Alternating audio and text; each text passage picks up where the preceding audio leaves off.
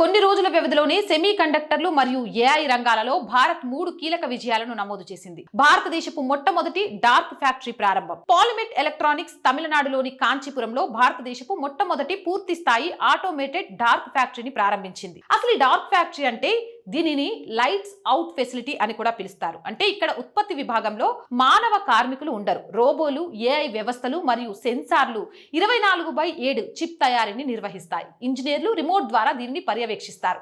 దీనివల్ల భారత్ అత్యంత ఖచ్చితత్వంతో కూడిన లోపాలు లేని చిప్ తయారీ రంగంలోకి అడుగు పెట్టబోతోంది. ఇక రెండవది, ఛత్తీస్గఢ్ లోని నయా రాయ్పూర్ లో భారతదేశపు మొట్టమొదటి gallium nitrate semi conductor plant కి కంపెనీ శంకుస్థాపన చేసింది. దీనికోసం 1143 కోట్ల పెట్టుబడి పెడుతున్నారు. డిఫెన్స్ రాడర్ వ్యవస్థలు, 5G 6G టెలికాం, 2030 నాటికి 1000 కోట్ల చిప్స్ ని తయారు చేయడం భారత్ ఆర్థిక వ్యవస్థకు మరియు వ్యూహాత్మక బలానికి పెద్ద ఊతమనే చెప్పొచ్చు. ఇక మూడవది, సర్వం ఏఐ 22కి పైగా భారతీయ భాషలకు మద్దతిచ్చే భారతదేశపు మొట్టమొదటి ఎండ్ టు ఎండ్ పూర్తి స్వదేశీ ఏఐ ప్లాట్ఫామ్ ని అభివృద్ధి చేసింది. దీనివల్ల భవిష్యత్తులో భారతీయ భాషల్లో ఉన్న పుస్తకాలను డిజిటల్ ఫార్మెట్ లోకి మార్చడం చాలా సులువవుతుంది.